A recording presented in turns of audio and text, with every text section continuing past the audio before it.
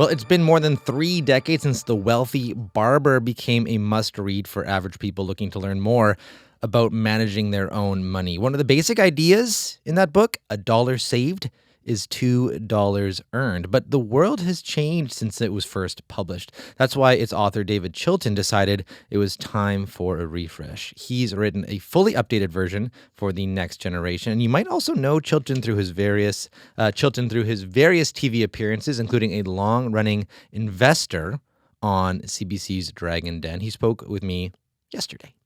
Good morning. Good morning. Thank you so much for having me on. So this is your second pass now at helping people with financial literacy. How do you keep it interesting? Like money, money, is it changing? Like, how does that work?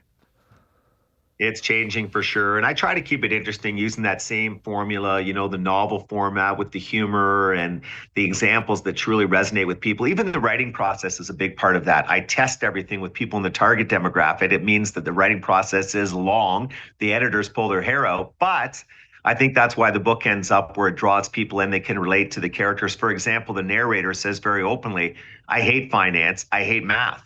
So people think, hey, that's me, and they can learn along with him and the other characters on the journey. So for whatever reason, the formula, my only really good idea in my life, to be honest, has really continued to resonate. I'm very lucky. And why did you feel like you needed to update the book after 3 decades? Well, don't laugh, but I mean, I'm very old. If I didn't update it now, it was never going to happen. I could be gone. But I think a bigger reason is that my kids' friends and my friends' kids were asking me a ton of questions. It's tough out there. The real estate prices, the cost of living in general. So I thought, let's take that tried and true formula that people obviously like, the novel format, and try to address all of these concerns. I can't make it easier. It's tough. But what's the best path to follow on the certain fronts, from saving to investing, to estate planning, et cetera? How do we make it understandable? How do we pull people in? I just thought it was the right time for this. So I mean, probably one of the biggest changes anyone would say is probably housing prices since the three No. decades ago. When your parents were able to buy a house with their summer internship money or something like that, and now here we are, right? Well, it So wasn't quite that easy, but you're right. It was much easier, no question. so how different is are things now in all the different ways from when you first wrote your book? It's much harder now. And I think a lot of boomers don't get that. It's always been hard. I can see that. And interest rates at times have been much higher. I can see that. But home prices are up 2 to 3 times depending on where you are in the country relative to incomes. Come on. That's obviously going to squeeze people and make it difficult to save, difficult to build a down payment, for heaven's sakes. Plus, it's not just the cost of real estate, it's the cost of living in general. In the last several years in particular, it's gone up dramatically. I would argue higher than the official CPI rate. So when I look at people's basic arithmetic, forget the complex financial planning, it's challenging for many to make ends meet, to go a little further to save money. And so what the Wealthy Barber's trying to say is, I don't have easy answers for the economic challenges, the high cost, but as you save, here are the best ways to do it. As you invest, whatever you can set aside, here's the most cost efficient, most prudent way to do that. And that's kind of what the book lays out for people. It doesn't gloss over the fact that it's tricky out there. There are lots of tough challenges out there, but there are some new tools at people's disposal that there weren't 30 years ago. So what are those new tools that might make things a little easier for folks? And it does. It really helps. I mean, that's one of the positive parts of the story. The TFSA, obviously, the tax-free savings account, is wonderful. If you don't love those, you're a weirdo. FHSA is even better. The first home savings account, if you're eligible, you must take advantage. You get the tax deduction up front, like an RSP, but the money comes out tax-free when you go to buy the home, like an FHSA. Holy smokes, that's a gift. Then things like ETFs, exchange-traded funds, make it easy to cost-effectively invest. So there are some positive developments on both the account front, the product front. There's platforms out there that are very inexpensive to use, but you've got these darn high costs, and you've also got social media always tempting us to spend more. You've got the algorithms knowing our weaknesses and hitting us with advertisements most likely to work. Those are things my generation didn't have to deal with. When you think about, yourself when you were, younger, let's say in your 20s, just getting started out, if you had the same challenges as there are right now, do you think you would have been as successful as you are now?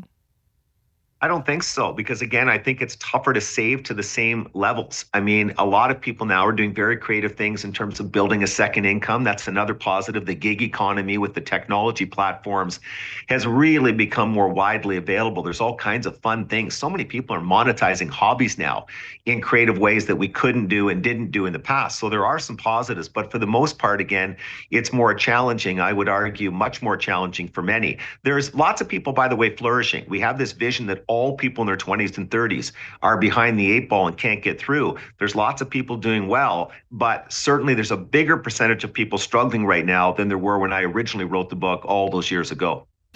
You said your writing process is quite intense, but I also understand you actually handwrite your books. Why Yeah, do you well, do I that? just got rid of my BlackBerry, so you can tell the kind of guy you're talking to. But and that's true, just 2 weeks ago. But I handwrite, and here's the crazy thing is I hand wrote the updated version on the same card table that I wrote the original version on 37 years ago. Wow. Pen to paper, my dog's knocking it over because it has broken legs. And as I mentioned, I do a lot of testing.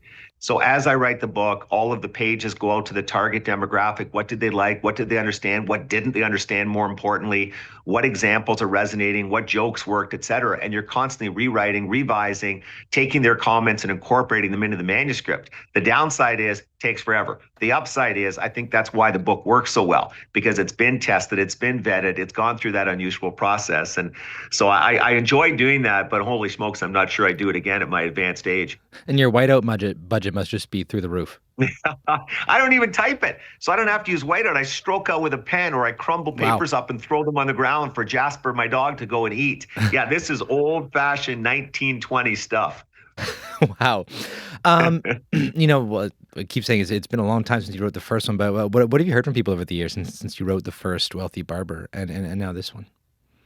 Honestly, it's been the most delightful part of my career has been all the feedback that original book has garnered. Everywhere I go, people come up and say what a difference it made. Now they're buying it for their kids, the revised version, to hopefully get them on the right path. And all the stories about being able to retire early because I learned to pay myself first, et cetera. And people are always so kind. And, it's weird. I'm the only author I've ever heard of who became known as the character created. Everybody calls me the Wealthy Barber. Nobody calls Herman Melville Moby Dick. But I kind of like that. So when I'm out in public, people don't yell, "Hey, Dave Chilton," they yell, "Hey, Barber." And it's funny because I've had the same hairstyle since grade one. I'm the last guy that should be giving hair advice. But for whatever reason, again, the book captured people, and a lot of them are very gracious and very thankful when they see me in public. So that part of this has been a fantastic experience. And I know you want people to buy the book, obviously, to get advice. But I mean, before we leave, could you just leave us with, one piece of advice if someone asks you, like you said, your son's friends say, like, Dave, like, what do I do? What would you say? What's your advice? Well, choose your parents wisely, sadly, is very important advice nowadays. But the advice I've really pushed people to a lot in the last few years, if they say, "Dave, give me a quick hitter," it's do a spending summary. And I was dead wrong about these, and I admit it. I did not give them much attention in the initial version.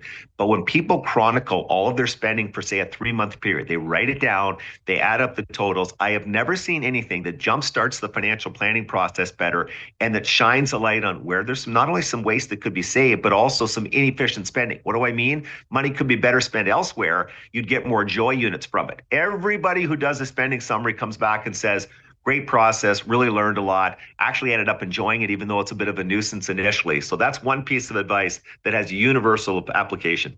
Wealthy Barber, and he's back with it, a new version all these years later. He was reached in Kitchener and Sarnia.